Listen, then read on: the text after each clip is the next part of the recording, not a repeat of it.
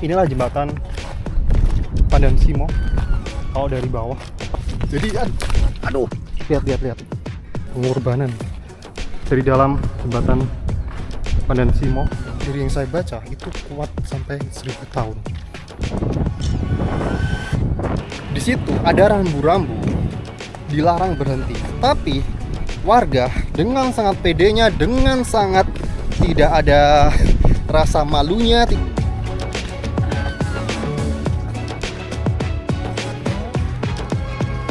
enjoy dengan chaosnya Indonesia, enjoy dengan keignorannya Indonesia. I love this country, man. This is Indonesia, not UK, not USA. Nilai positif dari orang Indonesia adalah mereka bersedia untuk dimintai tolong. Mas, nunut tekan ngono. Thank you. Oke, bang aja. Ya.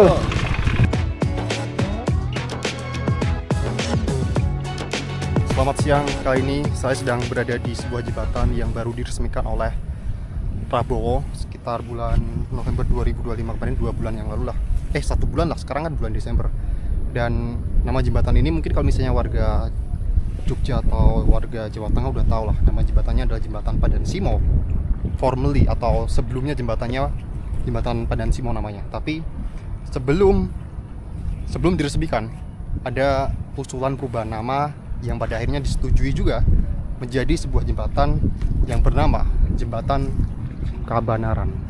Nah, saya sekarang berada di pinggiran permukaan, dan tadi saya mengikuti di situ ada pelang namanya wisata kapal air.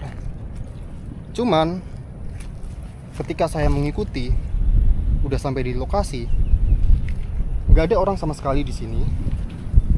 Padahal sebenarnya saya pengen coba sebelum saya datang ke situ, sebelum saya berjalan kaki di jembatan itu, saya tuh pengen coba lihat di bawahnya atau menyusuri lewat sungai di sekitar sini dengan kapal. Tapi nggak tahu, mungkin karena saya datang itu di weekdays, di hari Selasa, jadi nggak terlalu rame. Dan misal pun ada orang yang di sini, kayaknya nggak mungkin kalau misalnya saya cuman berangkat sendiri. Ya mungkin bisa kalau misalnya saya membayar lebih, tapi faktanya di sini pun juga nggak ada orang yang menunggu di sini. Jadi ya kita coba berjalan kaki saja, tapi di sekitar pinggiran sana, tidak sampai sana ya. Saya pengen lihat di bawah jembatan terlebih dahulu sebelum saya berjalan kaki di sekitar situ. Karena kalau misalnya di sekitar jembatan sana udah banyak yang bikin video di sana ya. Kalau yang bawah kayaknya belum begitu banyak. Dan let's go. BTW itu udah laut selatan ya. Dan itu adalah pantai baru. Ini muara Sungai Progo. Saya berdoanya nanti di sini ada jalan gitu. Enggak mentok. Karena kalau nggak ada jalan, masa ya harus berenang? Tapi kayaknya ada jalan. Kita coba untuk membuka jalan. Wah, tapi I don't know, kayaknya nggak bisa. Kita cobalah ya. Oh, sorry guys, jalan buntu dan sepertinya saya harus mikir lagi bagaimana bisa ke situ. Karena kalau lihat di sini, ini ada jalan. Sorry. Masih ada harapan.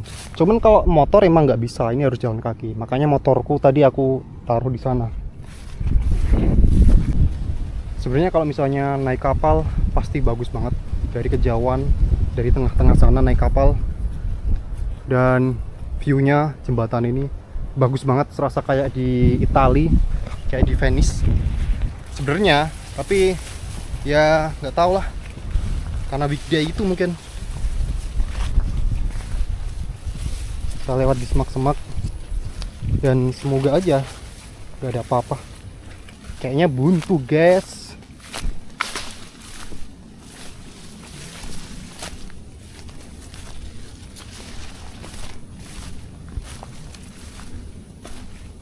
Wow, Saya tersesat.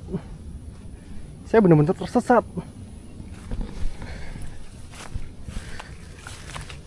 Buntu. Saya memang harus cari jalan lain. Atau mungkin di sini. Kita lewat di pinggiran-pinggiran.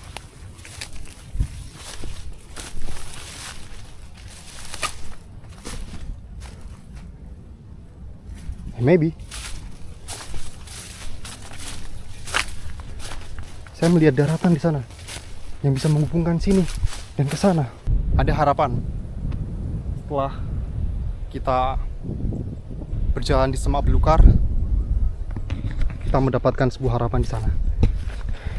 Di sini sudah kering, air juga sudah tidak sedalam tadi. Jadi kita bisa melompat ke sana. Oke.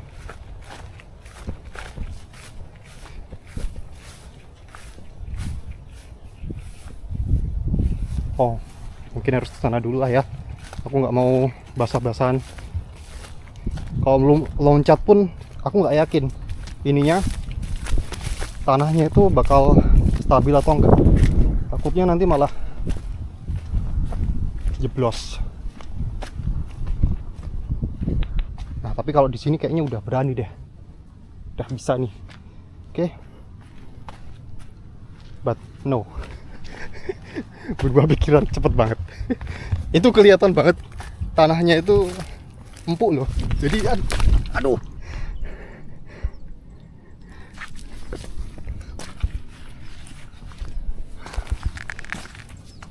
Apa yang aku takutkan terjadi. Cari tempat ini dulu. Cari tempat.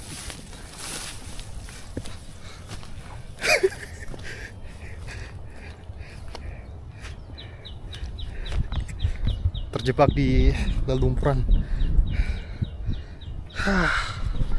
Look at this. Lihat. Coba cuci di sana dulu.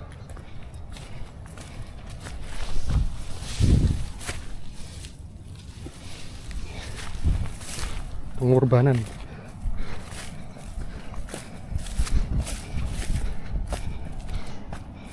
Shit.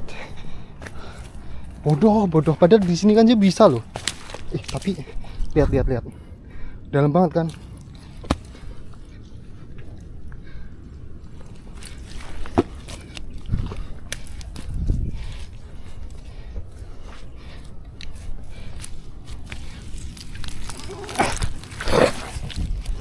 Oh shit.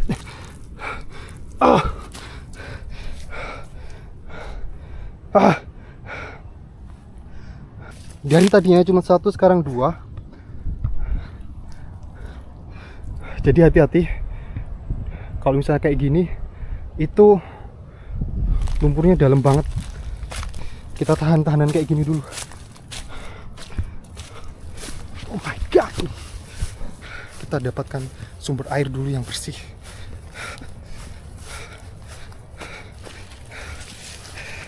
Ini sesuatu yang gak aku rencanakan di awal. Sialan. Tapi sudahlah. Nah, finally kita sampai di bawah. Awalnya kalau nggak mau naik perahu, sebenarnya lihat sini aja bagus, lebih deket juga kan. Gara-gara mau naik perahu, dapat insiden kotor-kotoran. Tapi sudahlah, namanya juga petualangan. Nah, di sini kan aku bisa nyuci. Aku bisa nyuci semua kotoranku. Shit, man.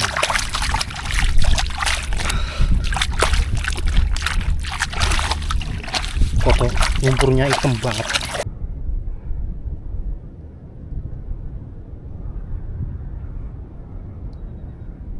Lihatlah badanku semua.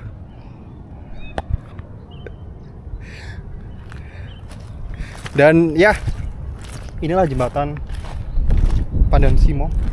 Kalau dari bawah, tepat dari bawah, ada beberapa orang yang berjalan di sana. Nah, kita akan melihat dari bawah ya. seperti apa kalau dari bawah. BTW, ini udah cukup mendingan daripada tadi. Kalau tadi bener-bener sangat belepotan banget, berat banget. Dan ini dia dari dalam jembatan Pandaan-Simo atau jembatan Kabanaran. Saya belum bisa menceritakan kenapa namanya diganti. Nah, kalau kita lihat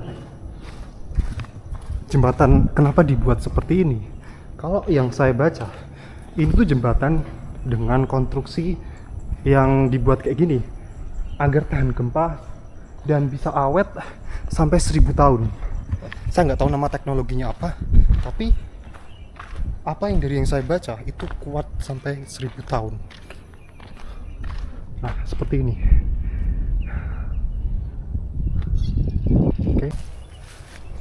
Oke, setelah melihat dari bawah, sekarang kita akan coba naik ke atas sana. Kita akan berjalan kaki, melihat di sekeliling. Dan sebelum kita ke sana, kita harus menemukan jalan pulang terlebih dahulu untuk naik motor yang aku parkir di sekitar sana. Kabar buruknya, saya lupa tadi lewat mana. Oh, tadi saya lewat sana. Tadi kan saya meloncat ya. Aduh, harus loncat lagi ya. Saya sudah belajar, saya tidak akan terjatuh lagi di dalam lubang yang sama. Aduh, bentar, gara-gara ini berat, celana saya jadi lotrok terus. Nah, tadi aku dari sana ya, dari sana, terus kemudian nyebrang ke sini. Disitulah aku tadi terperosok, dan saya tidak akan terperosok 2 kali. Saya sudah belajar hal yang penting dan tidak akan mengulang kesalahan yang sama. Kita lihat saja. Dan tadi saya meloncat, mungkin karena meloncat sehingga ada semacam tekanan yang membuat itu akhirnya terperosok. Pelajarannya adalah jangan melompat. Kita cari tempat yang benar-benar. Nah, kayak gini. Nah, mungkin kayak gini. Oke. Ini sedikit seperti aman karena ada batu-batuannya. Kita coba lihat, tapi saya nggak tahu di sebelah sana ya. Oh shit. Oh shit. Ya. Berhasil guys. Tidak lagi terjebak di lubang yang sama. Kita boleh jatuh, kita boleh bodoh, tapi yang penting dalam kehidupan itu jangan jatuh atau jangan melakukan kebodohan yang sama. Karena kalau kita melakukan kebodohan yang sama, itu kita tidak belajar. Dan sebaliknya, kalau kita tidak pernah melakukan hal yang bodoh, kita tidak akan pernah bisa belajar. Sehingga itu adalah pelajaran dari video kali ini. Yap, aku udah kembali lagi ke tempat ini, ke tempat aku parkir kendaraanku. Sehingga kita akan langsung aja ke sana ya, ke jembatan itu. Let's go, let's fucking go.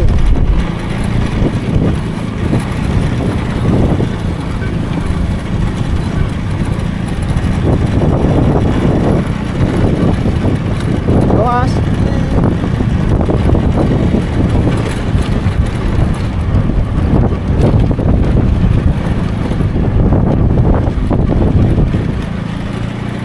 Spot memancing. Banyak sekali yang mancing di sini. Namanya juga di Muara. Jadi ya banyak orang yang mancing. Jadi aku ke mana ya? Sini. Nah, itu loh. Itu ada tulisannya wisata perahu MYS. Tadi akan aku ngikutin situ.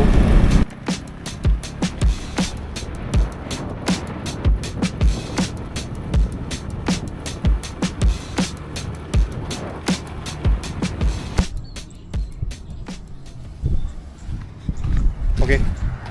Aku parkir di masjid ini. Sekarang kita akan berjalan kaki.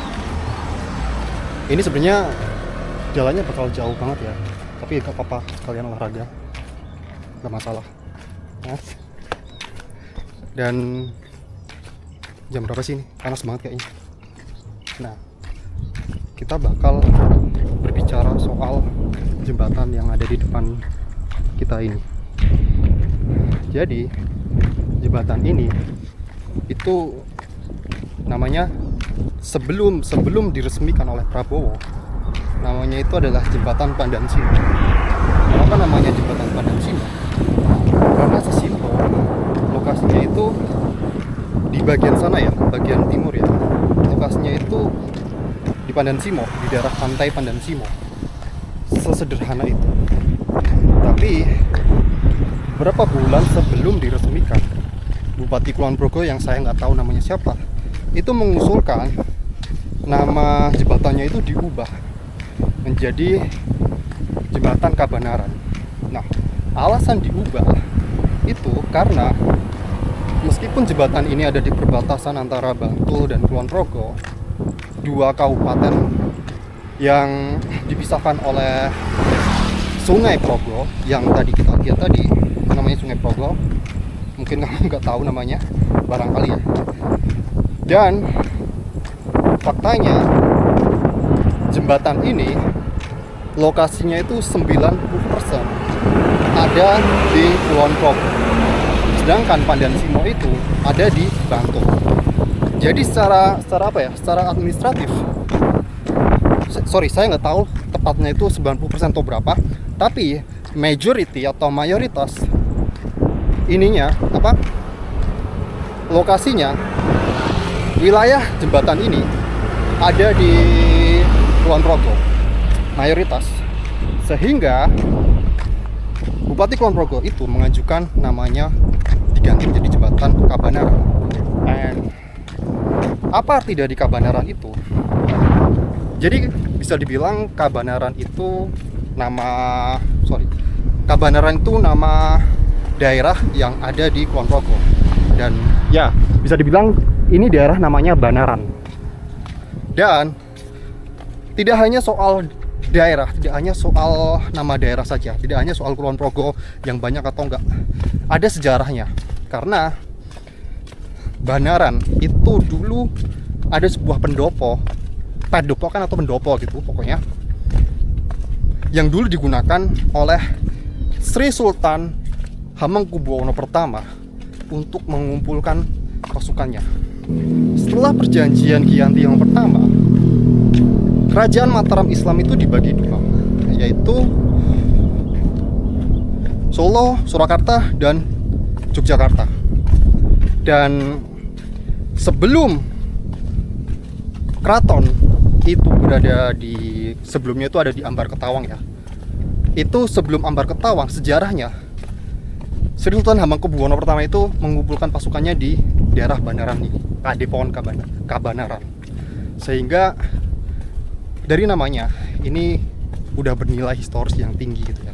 Karena ya kita tahu lah, Sri Sultan Hamengkubuwono setelahnya sampai sekarang ke-10 itu seorang raja yang dihormati, disegani oleh rakyatnya, oleh penduduk DIY ya. Meskipun Sri Sultan yang sekarang banyak yang kontra, banyak yang tidak setuju dengan banyak hal lah pokoknya.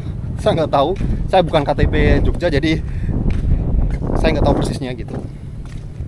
Tapi mayoritas Sri Sultan itu disegani di Yogyakarta. Nah, sebenarnya ini adalah kali kedua saya itu melewati jembatan ini. Dulu sebelum diresmikan secara resmi itu saya udah melewati jembatan ini, tapi tidak jalan kaki, menggunakan mobil. Dan yang cukup membuat saya heboh dan cukup membuat saya sadar kalau saya benar-benar ada di Indonesia adalah banyak warga yang berhenti di jalan, padahal di situ ada rambu-rambu dilarang berhenti. Tapi warga dengan sangat pedenya, dengan sangat tidak ada rasa malunya, tidak ada rasa segan ya, mereka memarkirkan kendaraannya di sepanjang kayak gini dan khususnya nanti di daerah yang di tengah-tengah yang ada kayak museumnya atau apanya gitulah ya. Pokoknya di landmarknya yang paling utama, disitulah banyak sekali orang yang berjualan, yang orang pedagang kaki lima juga, banyak juga mobil-mobil yang bagus, banyak sekali mobil Fortuner, banyak mobil Pajero, yang kita tahu seharusnya orang itu bisa membaca. Tapi ya udahlah, kita hidup di Indonesia, enjoy dengan chaosnya Indonesia, enjoy dengan keignorannya Indonesia. Yeah, I love this country, man.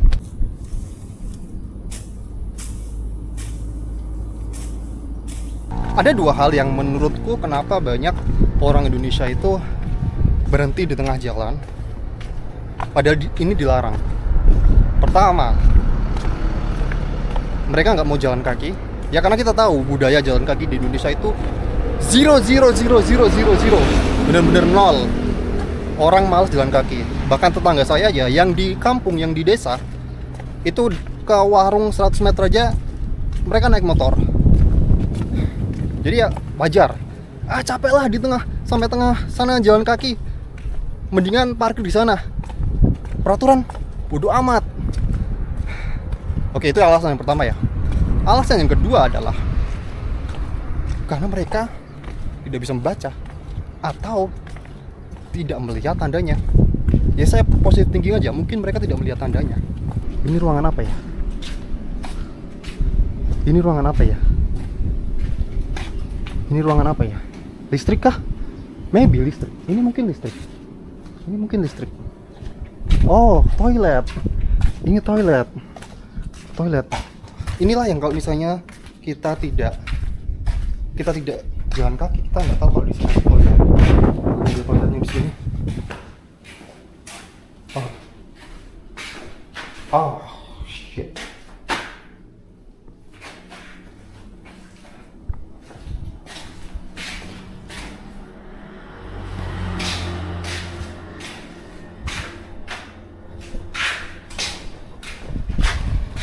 Bulan November 2025 sampai bulan sekarang Desember itu dibuka hanya baru 1 bulan, dan kita udah lihat toiletnya seperti apa.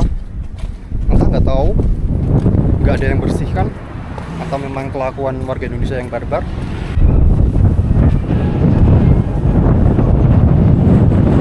Oke, kita sekarang ada di tengah-tengah, bisa dibilang tengah-tengah lah, dan ini bisa dibilang puncak bukan puncak ya, kayak tempat utama landmarknya dari jembatan ini. Dan di sini saya ditemani oleh Gary, kucing yang ada di sini.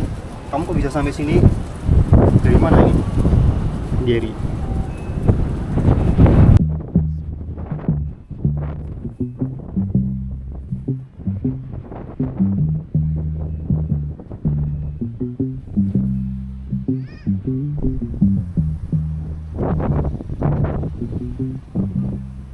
Oh shit, man.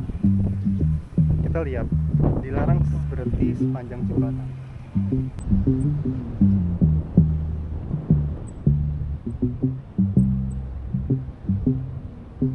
Kenapa dilarang untuk berhenti? Pasti ada sebabnya. Mungkin bisa menyebabkan kecelakaan, bisa menyebabkan kemacetan. Karena faktanya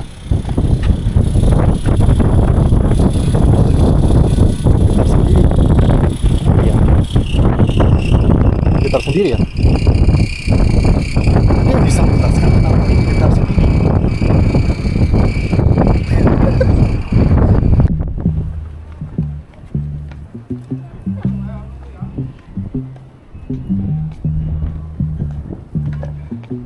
Satu hal yang membuat saya sadar kalau saya di Indonesia adalah, pertama tadi, karena banyak orang yang parkir sembarangan. Yang kedua adalah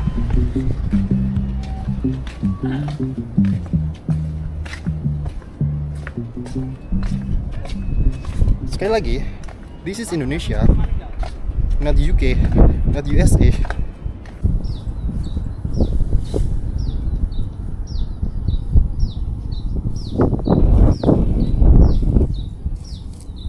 Karena perjalanan balik selalu lebih capek dibandingkan perjalanan berangkat. Saya berpikir kalau nanti ada motor, saya pengen menumpang sampai sana.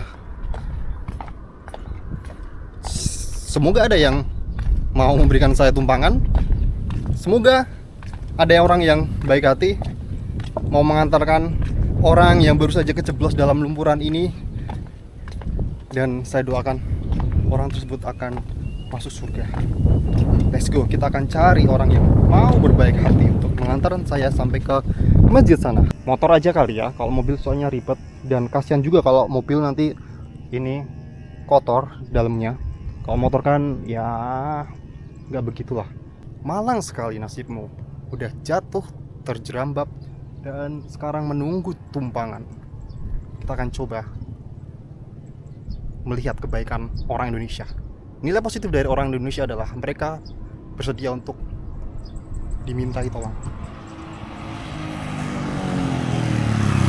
Mas, nunut tekan ngono. Oke, thank you. Sorry ngerapot ya.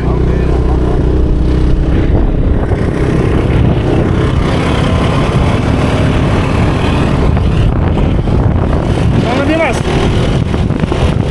Oke.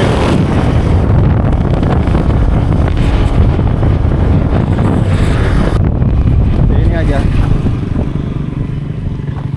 Thank you. Oke, makasih. Yo. Itu yang minta tolong, kenapa dia minta makasih ya? Itu kan orang Indonesia. Dibalik tadi yang saya bilang tadi, masih ada orang seperti itu di Indonesia. Banyak orang baik, bahkan totally stranger aja ditolong, dan bahkan dia mengatakan terima kasih pada diriku, pada aku yang minta tolong. Oke, terima kasih. Itu saja yang bisa saya sampaikan di video ini. Thank you, bye bye.